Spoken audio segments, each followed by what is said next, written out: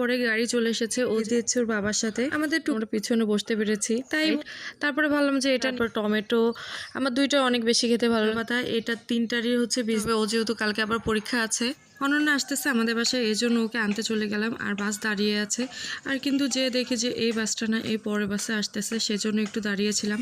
ও আসতেছে দেখে আমার মনটা তো অনেক বেশি খুশি, তার সাথে মাম্মাও অনেক বেশি খুশি যে ওর অনন্যা দিদি আসতেছে।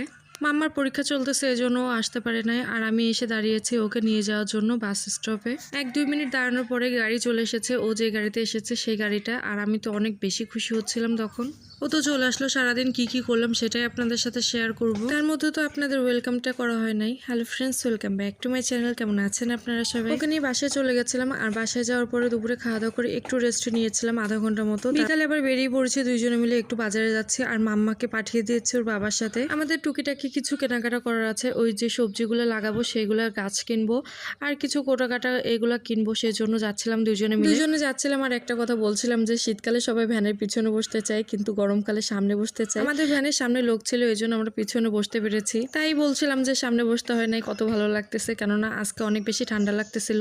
ভ্যান থেকে নেমে সোজা চলে এসেছে কৌটার দোকানে, আর এই কৌটার দোকানটা হচ্ছে রাস্তার সাইডেই। এখানে অনেকগুলো কৌটার দোকান আছে, এই সাইডে ও সাইডে সব জায়গাতেই আছে। এখানে বেশ ভালো ভালো কৌটা পাওয়া যাচ্ছিল, তাই ভাবলাম যে এখান থেকে নিই। আর এই লম্বা কৌটাগুলো আমার অনেক বেশি পছন্দ হয়েছে, কিন্তু কনফিউশনে ছিলাম যে কোনটা নিব, বড়টা নাকি ছোটটা, কেননা লম্বা কৌটাটারই হচ্ছে 2 রকম সাইজ ছিল। এত ভেবেচিন্তে ছোটটাই পছন্দ হলো, আর ছোটটাই নিয়ে নিলাম। 3টা 15 টাকা করে মাত্র পিস নিয়েছে, আর তার সাথে ছোট্ট একটা কৌটো নিয়ে নিলাম 5 টাকা করে, মোট 50 টাকা। আমার সংসারের জন্য এরকম টুকিটাকি বাজার করতে অনেক বেশি ভালো লাগে, কেনাকাটা করতে অনেক বেশি ভালো লাগে। আমি আরো একটা মশলা রাখার পাত্র দেখছিলাম, কিন্তু এটা খুলতেই পারছিলাম না, অনেকটা টাইট।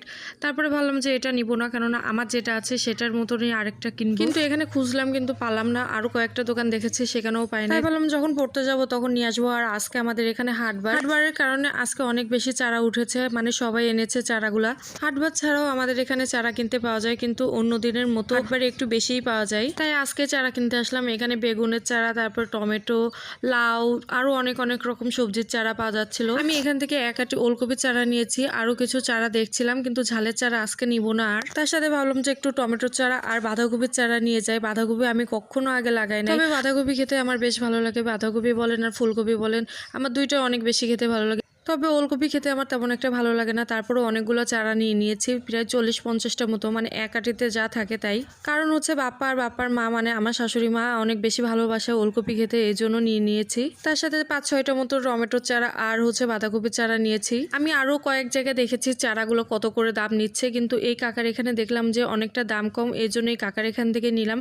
আর এই কাকাটার ব্যবহারটা অনেকটা বেশি ভালো। 5টা মতো আমি হচ্ছে টমেটোর চারা কিনেছি, তার সাথে আমাকে আরো 1-2টা বেশি দিয়ে এখান থেকে চারা নেওয়া হয়ে গেছে মাত্র 55 টাকায়। আমার অনেকগুলো চারা হয়ে গেছে। আজকে আমি ওলকপি, বাঁধাকপি আর টমেটোর চারাই নিয়েছি এখান থেকে, আর কয়েকটা বীজ কিনবো, সেখানেই যাচ্ছে এখন। ওখান থেকে সোজা চলে এসেছে বীজের দোকানে। এখান থেকে শাকের বীজ, তারপরে আরো ধনিয়া পাতার বীজ, আরো যা যা বীজ পাওয়া যায় সেগুলো দেখতেছিলাম আর কি। তবে আমি বললাম লাল শাক, সবুজ শাক আর ধনিয়া পাতা, এটা 3টারই হচ্ছে বীজ দিতে। আমি কয়েকটা ছোট বরবটির চারা লাগাতে চেয়েছিলাম, কিন্তু দাদা বললো যে এখান থেকে এখন বরবটি চারা না নেওয়াই ভালো হবে, কারণ এখন নাকি বরবটি গাছে হচ্ছে পোকা ধরবে, এই জন্য না নিতে বললো। ওই দাদাটা যেহেতু বললো যে না নিতে, এই জন্য নিলাম না, কেননা আমি তো অতটা ভালো বুঝি না, আর শখ করে যেহেতু লাগাচ্ছে এগুলা। টুকিটাকি কেনাকাটা হয়ে গেছে আমাদের, আমরা বাসায় চলে এসেছি। আর আসার সময় মাম্মাকেও নিয়ে এসেছিলাম।